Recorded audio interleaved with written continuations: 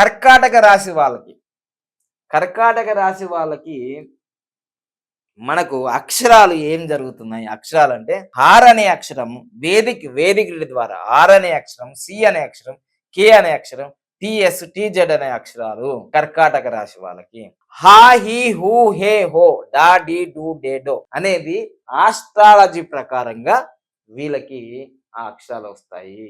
So వీళ్ళకి ఆదాయం 8 ఉందండి, బాగానే ఉంది ఆదాయం. ఖర్చు 2 ఉంది, అంటే 8 రూపాయలు వస్తే 2 రూపాయలే ఖర్చు అవుతున్నాయి. వీళ్ళు కూడా బాగానే ఉంది కర్కాటక రాశి. అసలు రాజ్యపూజ్యం వీళ్ళకే ఎక్కువ ఉంది నాకు తెలిసి. అసలు వీళ్ళన్నిట్లలో రాజ్యపూజ్యం అనేది అవార్డులు రివార్డులు అన్ని అసలు 7 నంబర్ వచ్చింది. కర్కాటక రాశి వాళ్ళకు ఉన్నంత ఈ సంవత్సరం అంటే అవార్డులు, అంటే ఫిలిం ఇండస్ట్రీలో ఉన్నారనుకోండి, వాళ్ళకి అవార్డ్స్, ఫిలిం ఫేర్ అవార్డ్స్ కావచ్చు, ఏవైనా సరే, ఏదైనా ఒక సైంటిస్ట్ ఉండొచ్చు, ఏదైనా ఒక రీసెర్చ్ చేయొచ్చు. ఈ అవార్డులు రివార్డులు మన భారతదేశంలో కాదు, భారతదేశంలో అంటే హైయెస్ట్ గా భారతరత్న, పద్మశ్రీలు, పద్మ విభూషణ్, ఇట్లా కొన్ని అవార్డ్స్ రివార్డ్స్ ఉంటాయి కదా మనకు.